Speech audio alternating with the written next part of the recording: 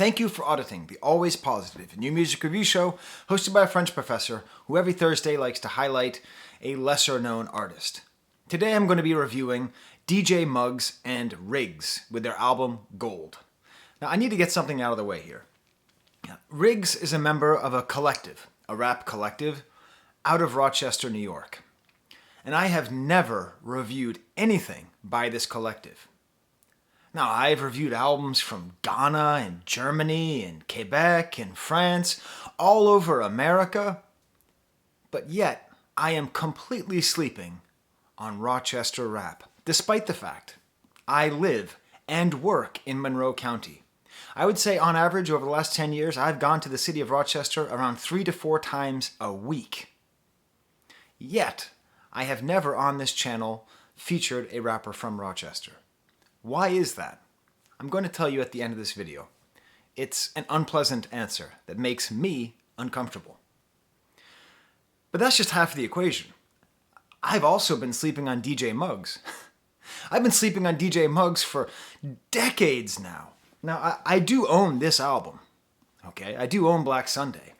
But when Cypress Hill came out, they were like all of the jocks and frat boys' favorite hip-hop albums. So like, I never got a chance to connect with them like as an artist. I mean, I think I saw them perform at Lollapalooza and they were good. And, I didn't hate them. I didn't mind their songs when I heard them. But when I had bought this, it was just when I finally realized, oh my God, Sky, you're an idiot. It doesn't matter if Fubba and Doug Conley like Cypress Hill, they're still a good band. But they got their revenge on me. Back there, I have a pretty nice hi-fi. And when I first played this, I put it on so loud that I broke my speakers. Now, DJ Muggs is an amazing producer. Not only did he produce everything that Cypress Hill did, he produced everything that House of Pain did, which meant that he produced the song Jump Around, which, if you want to talk about songs that tortured me when I was younger, but still, no one can fight off that beat. And apparently, since he reigned on the charts and basically was, arguably one of the top 3 or 4 most important producers of the 90s, he's just been in the underground, making album after album. And this is the first one that I've reviewed. Now, I review a lot of underground hip-hop, and whenever I look in past catalogs, I see DJ Muggs and DJ Muggs and. So this is a great opportunity for me to really interact with his production. The main thing I'm saying, not the main thing, but one of the most interesting things, is he really knows how to mix and produce his beats. The drums and the bass on this just sound better. He doesn't just sound like, oh, he knows how to make a beat. He sounds like he knows how to really make the beat. Like he has that expertise that comes with wisdom. Speaking of wisdom, Rigz. Rigz will sneak up on you. Now, if you've never heard Rigz before, and you just listen to a couple songs off this album, and you're not dedicated to listening to it, you might decide, that's fine. Do not sleep on this guy. He's got a kind of a high voice, but it never gets annoying. What I realized, the rapper who he reminds me the most of, and he actually cites him by name, is Prodigy of Mobb Deep. That same kind of clear-eyed, super intelligent, but also very ruthless when he needs to be. Just that kind of gritty atmosphere. That's what I get from Rigz. So listen, if I'm telling you there's some guy who I think is the most logical heir to Prodigy, and it's produced by the guy who produced this album, you should already be out there listening. The thing though is that Rigz goes beyond that. I think in a lot of ways he actually surpasses Prodigy, and that's in his perspective.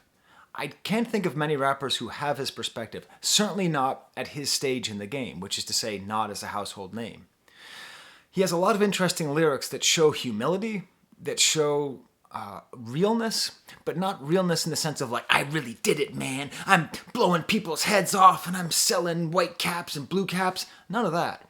He has a world-weary way of talking about himself and about his life, which feels really genuine. My favorite lyric of his that I think exemplifies his style is, I take my wins quiet, take a loss on the chin. He is somebody who's comfortable enough in his own skin that he can win and lose, and in both cases, he doesn't talk about it. He doesn't brag about it. He doesn't hide from it. And that kind of wisdom, it really is wisdom, right? Like he could be like a 50-year-old guy, sitting somewhere and telling you telling you youngsters what it's really about. Another example is one of the themes on this album is that gangsters don't want to be gangsters. That you can tell someone is a fake gangster by talking about how they're gangsters. Real gangsters want to get out. Real gangsters just want to have a life. Real gangsters don't want to be in between poverty and jail, or worse. And he brings that to this album. It is a lot about money, but it's never about flossing. Never. He seems to look down on it. He doesn't talk about luxury goods. He doesn't talk about how he spends his money, except talking about, a couple times he talks about his son. Sometimes he talks about his family, about his responsibility. He really seems to be treating rap truly as a way to make money and be a responsible person. And that appears to be the way that he talks about one of his primary thematics, that of selling crack. So, okay. Oh, wow, another Western New York underground rapper rapping about crack. Gee, we don't have enough of those. Thanks, Griselda. But it goes beyond that. I really think it's this perspective that he has where he's really not glorifying it.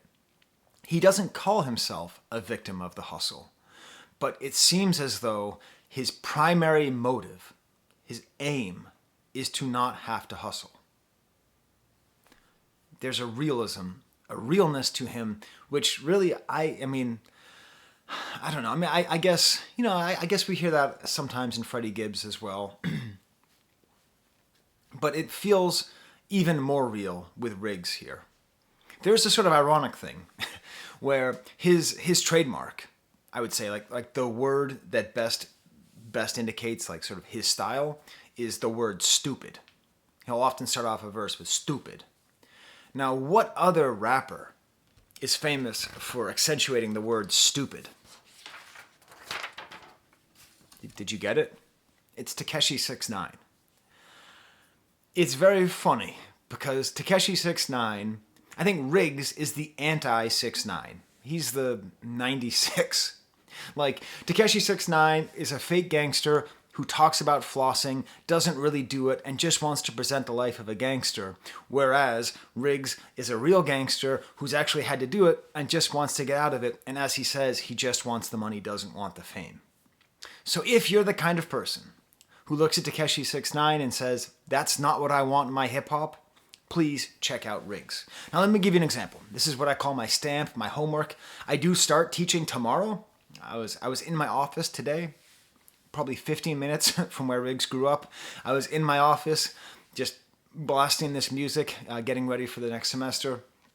I'm going to give you an example song of what this album is like. The song is called Fool's Gold. Hopefully I can find where this is online. I'll include a link to it up there. Okay. First of all, it starts off with that stupid line. And then it's got a very kind of odd beat. What DJ Muggs does on this album is cool because the first half is really, really boom bap, gritty, 90s style hip hop.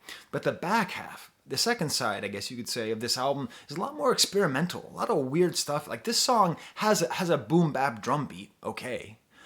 But then there's a kind of staccato, sounds and this weird voices in the back and these chimes. The whole thing feels kind of spacey and futuristic while also being super grounded with the drums.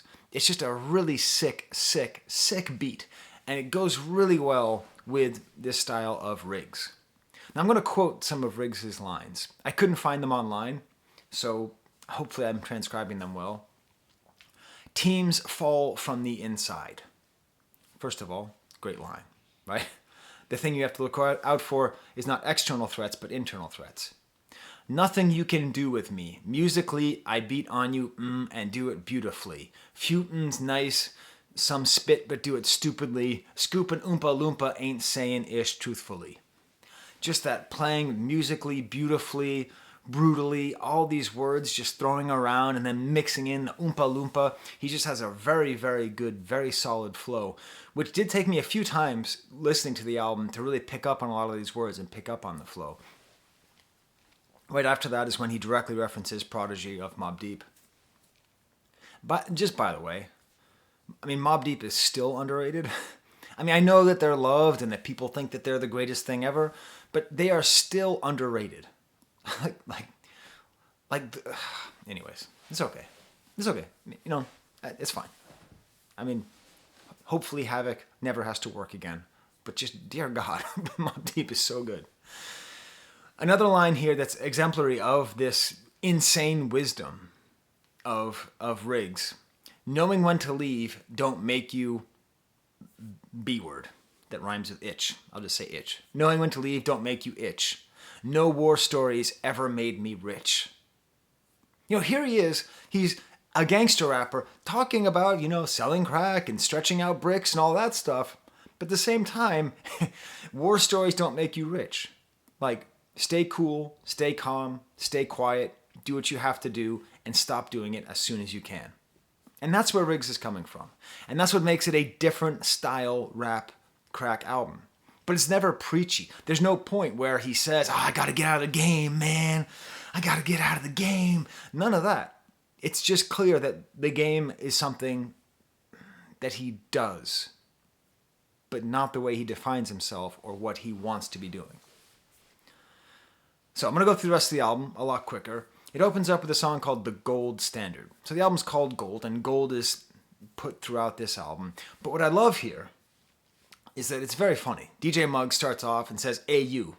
No, I don't mean hey you, I mean AU, the chemical symbol for gold, right? AU. Already kind of funny. He talks about gold being ductile. Hey, Aesop Rock, there's a word you've never used in any of your albums, I imagine. Ductile. I had to look it up. I didn't look it up. I don't know what ductile means. Feel free to tell me in the comments what ductile means.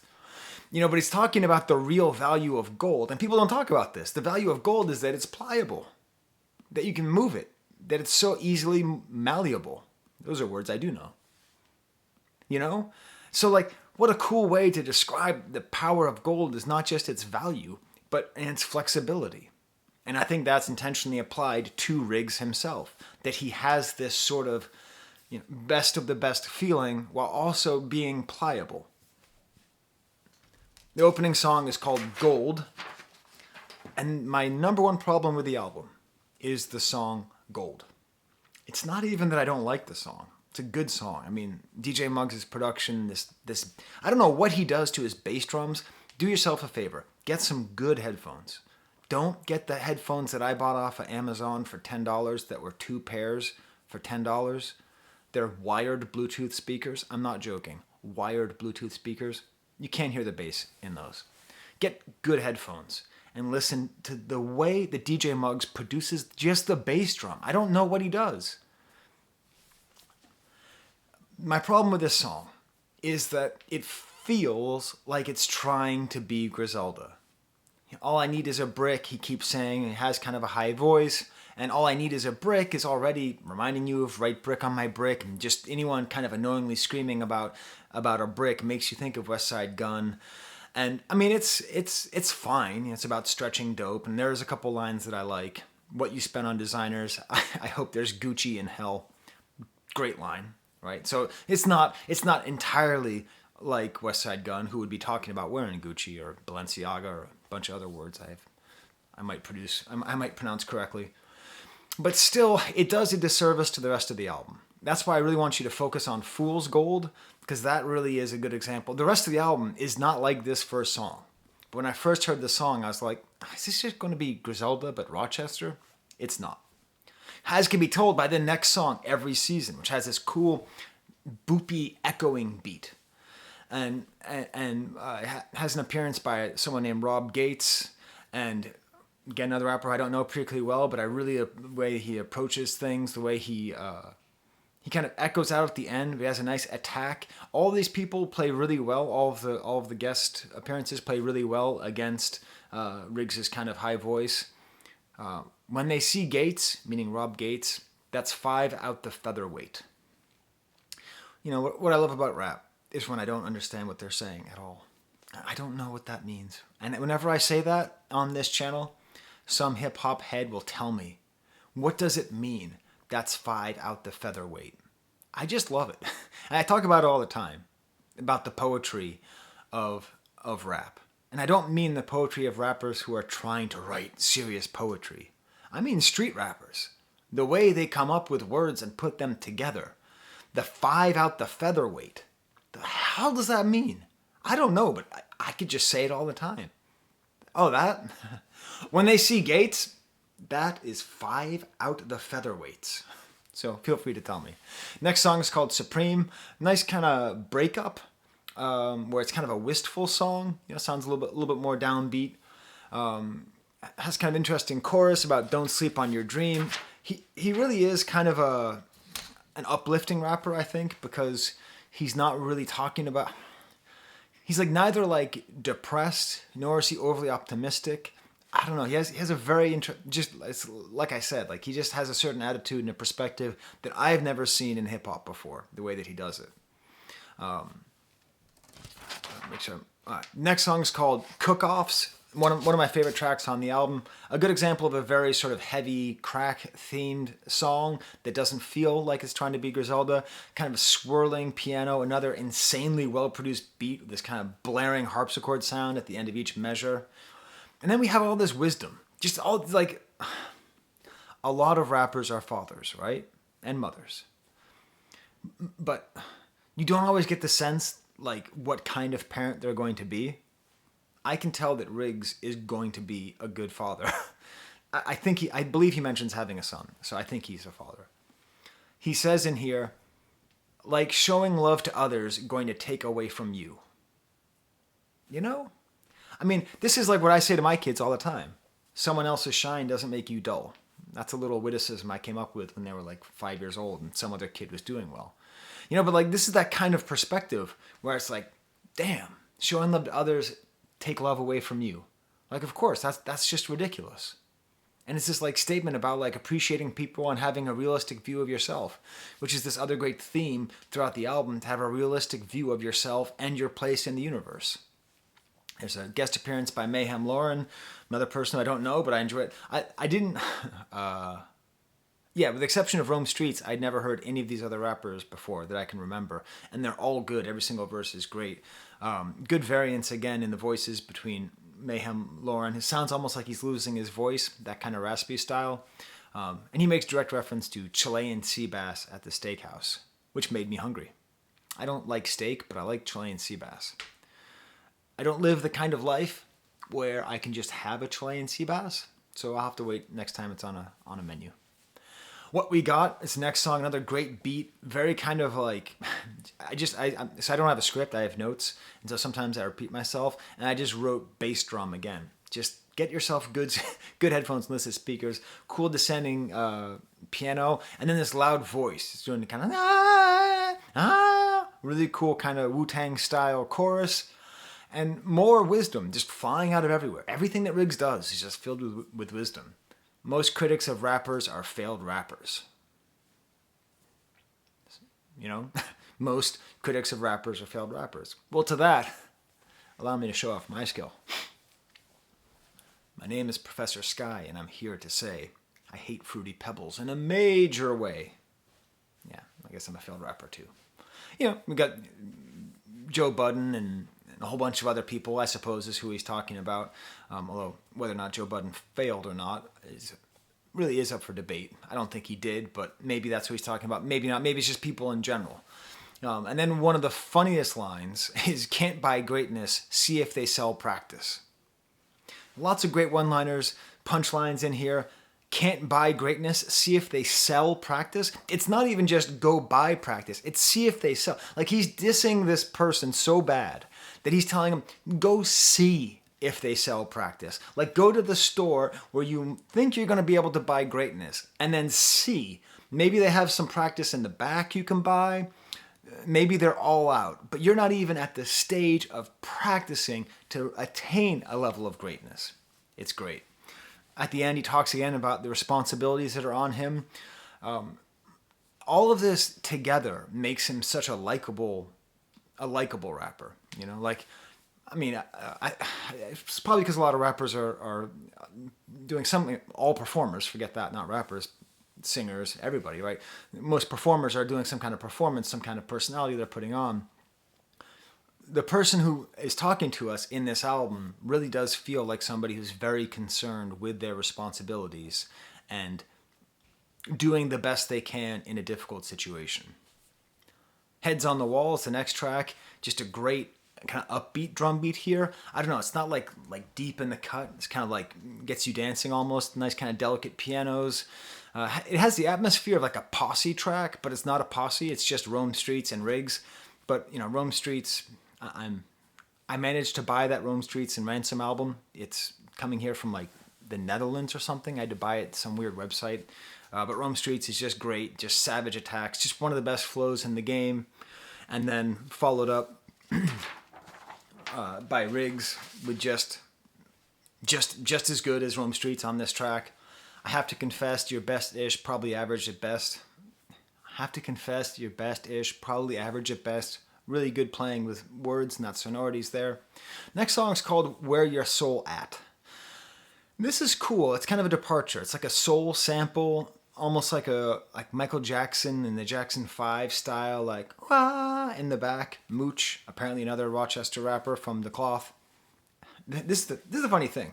When I first reviewed WWCD, I had never even heard of Griselda.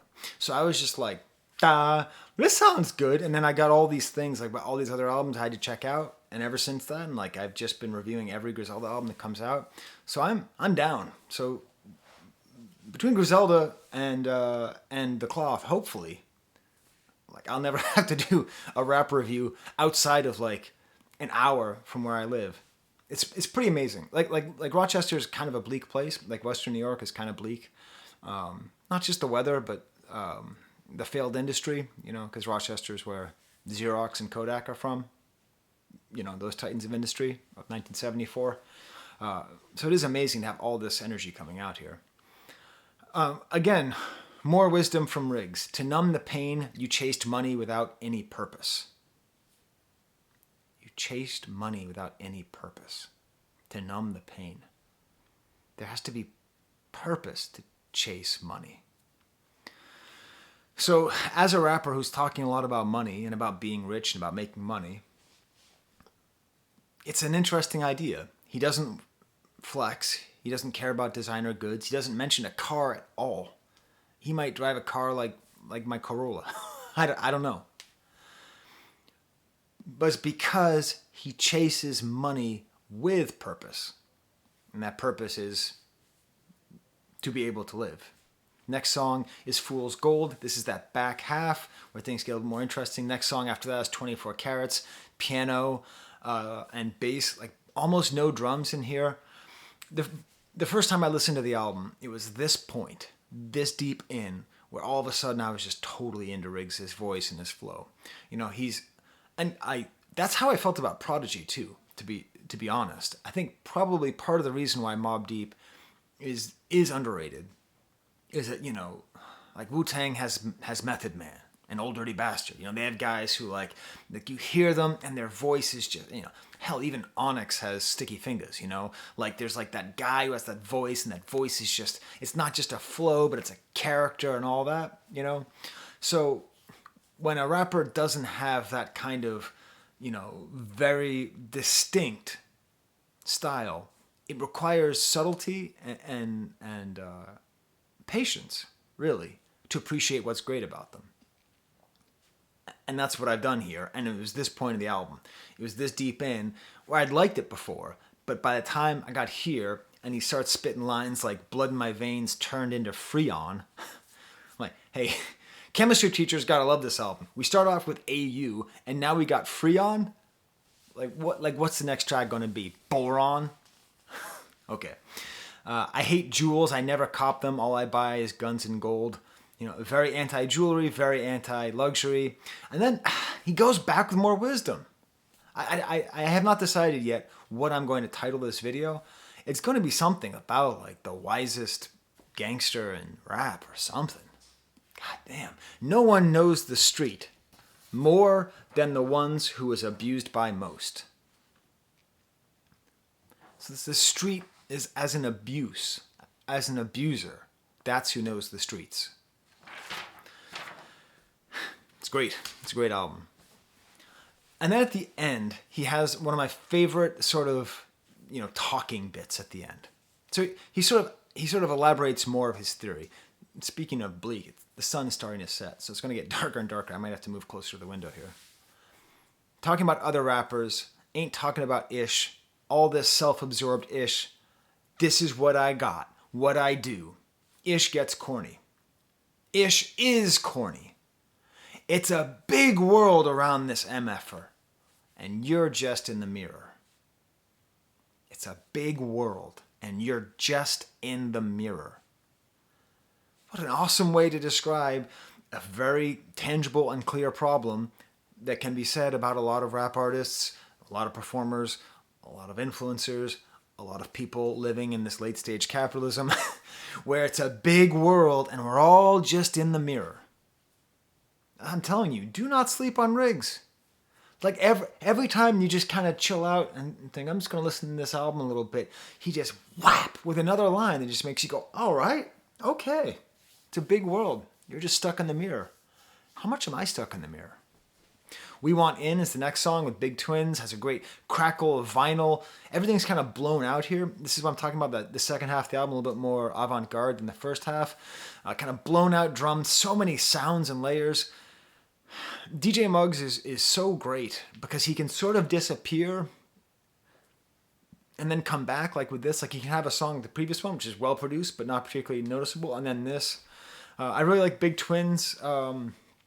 Has kind of that like gravelly style that goes really well with the smoothness of Rigz.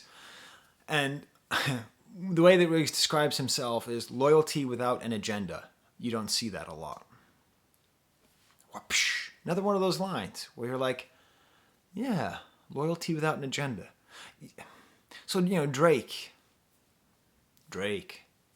has how many lines, how many verses, songs, albums, box sets about feeling betrayed and people being disloyal to him.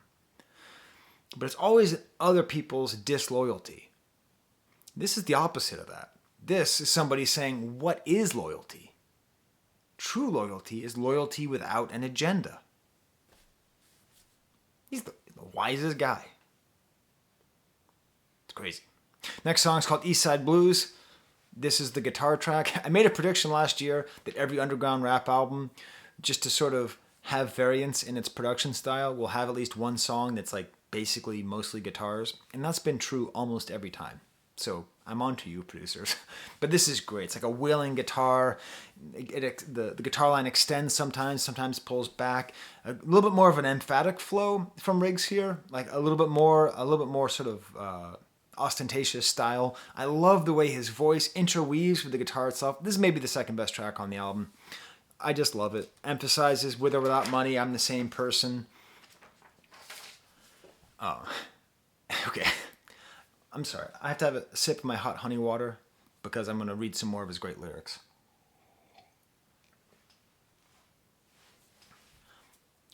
If I don't know Ish, I know that wisdom hides in suffering. God, what? So he's saying he doesn't know anything, but he knows that wisdom hides in suffering. This is my mug. This is my merch. You can buy it on my channel. And you'll notice one of my quotes here, this is a thing I believe very strongly, ignorance is profound. It's kind of an intentional paraphrasing of Socrates, all I know is I know nothing. But it's funny because that's sort of what he's saying. He's like, I don't know anything. I just know that wisdom hides in suffering. Hides? Wisdom, this is one of these lines that's just going to be following me around. Wisdom hides in suffering. So if you're suffering, then you can look within the suffering and extract wisdom from it. Be real with yourself. You won't grow out of bluffing. I'm telling you, I don't know if this guy, I don't know if he's 30 or 50. I don't know how old he is. Just to remind people, I stopped paying attention to music from 2002 to 2018. So I missed a lot. Maybe Rigz has been around a lot. Maybe he hasn't. But you won't grow out of bluffing. It's essentially the kind of thing I tell my kids all the time. Streets ain't got a rubric. I am a professor at a college. I do not represent the college. I speak on behalf of myself at all times. Please know that. I am an individual. I'm not here on behalf of my college. But I am so sick of having to make rubrics. Oh, I hate rubrics. So I'm very happy that right here, Streets Ain't Got a Rubric for the rest of my life when I have to develop an interpersonal speaking rubric or a presentational speaking rubric or a reading comprehension rubric or all these rubrics that I have to make because being a professor just means making rubrics and student learning assessment until you just want to... Streets ain't got no rubric. And I am very much not of the streets, so I got a lot of rubrics. This is the song where he says that line, take my wins quiet, take a loss on the chin, and also, no man can validate me. This guy is so assured, like he's so sure of himself. In some ways he reminds me a little bit of I guess, Vince Staples in that way, where it just sort of has that kind of feeling of like nothing to prove. It's very nice, because really very often rappers are constantly trying to prove something. Why am I saying rappers? Performers are constantly trying to prove something. Next song is called Crack the Code, another very weird drum beat. DJ Muggs went pretty far out there. Like these ominous guitar sounds and these phaser sounds, and there's like a drum fill at the end that goes right up until the beginning of the beat. It's basically a drum fill beat. Times Change is the rapper who's on here. He makes the necessary Cypress Hill jokes. He says he's insane in the membrane. Let's be real, dog. You get sent. Those are the members of Cypress Hill. So kind of funny. Rigz jumps in, and at the end he has this very kind of sad, mournful take.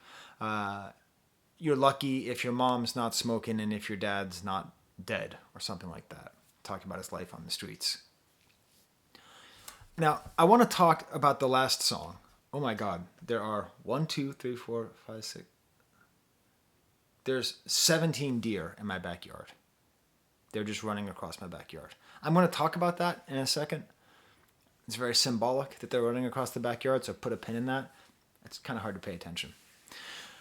So, the next song, so there's one more song and 2 skits left. The final skit is called The Culture. It's sort of a spoken word thing, all about like how hip hop is a culture and they live in that culture, and that's fine. But really what interests me the most is Balance, where they talk about how real gangsters want balance. They want to be a man first. And then we get to the song Never Met a Real Gangsta. Cool kind of strings with a languid beat, just loving his flow. And then this is this whole theme of real gangsters who don't want to be gangsters. They want to be out of it. If they don't know their purpose, they're going to F up yours. And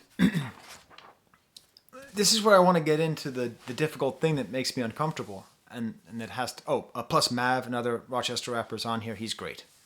He has this great kind of exasperated sound. Talks about like you never lived the pain. But I want to get back to this idea of Rigz saying that he doesn't want to be a gangster. Chuck D of Public Enemy famously said that hip-hop was Black America's CNN. And at a certain point, the companies figured out a way to sort of take Black trauma and exploit it and then sell it to everybody. And people look like me, have my life experience. And it became a lot less CNN and a lot more like, I don't know, E, right? Entertainment television. But by being a gangster, and he refers to himself as a gangster, refers to himself as a crack dealer, all that, stretching out bricks, all that. By referring to himself as that and saying he doesn't want to be, it returns hip-hop. Even though it's a gangster rap thing and it's talking about money, it returns it to its original CNN position. Forced by poverty, forced by terrible situations, misfortunes of birth and geography. Which gets me into the fact of why have I been missing Rochester rap artists. It's not because they're not good. It's because I'm guilty. I don't just mean like white guilt, which it is too, but it's also I am actually guilty. I am a part of the problem. And listening to rap music, especially somebody who feels in order to make a life for themselves, they have to live this dangerous lifestyle. They have to put themselves in danger. They have to do things they don't want to do. In my town, right here, I spend my whole life now in Monroe County. and I live in this nice house, and I have all these deer running across my backyard. Do you know why I have so many deer in my backyard? It's not because I'm awesome. It's because when they built my house, they zoned it so it'd have a big backyard. Why did they do that? To make sure that poor people couldn't move in here. But hey, America's not racist. But who did they really mean? That's the truth. So when I'm driving around in my nice suburb of Rochester, New York, and I'm listening to this music, it is as though I am literally living this disparity. Rochester, New York, is the most segregated city in America. So how can I not feel that? So when I would hear rap from Rochester, I would go, I don't know, it's fine. That's what I thought I was saying. But deep down, I knew that I was responsible.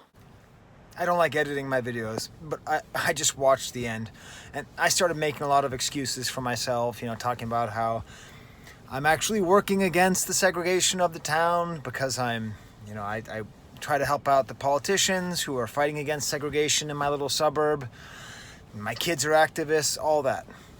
And that's great, and I'm trying to teach hip hop. I'm trying to diversify the curriculum at where I live, and then where I work, and all that, But realistically, the problem is that there's just no happy ending to this. There's no way for me to end this video and have it be, and I'm one of the good ones, because I'm just not.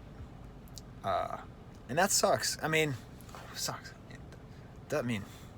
Even there, I'm taking pity on myself. No, it doesn't suck. That's just the way that it is. And listening to this music, listening to Griselda, that's 90 miles away. I don't have to feel that. I am currently in Rochester right now. Right there, that's Wegmans. If you're from Rochester, I picked the most Rochester place on planet Earth to end this video. So at the very least, I want to say this. Often people will angrily say on my videos that I don't have a right to talk about hip-hop. I'm not from the culture. I'm not of the culture. I don't live this stuff. Whenever people do that, I never correct them. I never say they're wrong. Because it's true. I know not only am I not invited to the cookout, but I'll never be invited to the cookout because I am part of the problem. But why am I making this video anyways? Because goddammit, Rigz is good. You need to listen to this music. This is awesome music. And it came from Rochester, and I could take pride in the fact that this town where I'm raising my kids, where I am teaching the people, it's great music. And I'm just going to keep talking about great music wherever it comes from. So go listen to Rigz, would you? God damn it, he's awesome. See, I could end this video on a happy note. Okay, I got to go do groceries, which is the sad part. Maybe I'll look for some Chilean sea bass. It's called a callback. All right, there's the camera.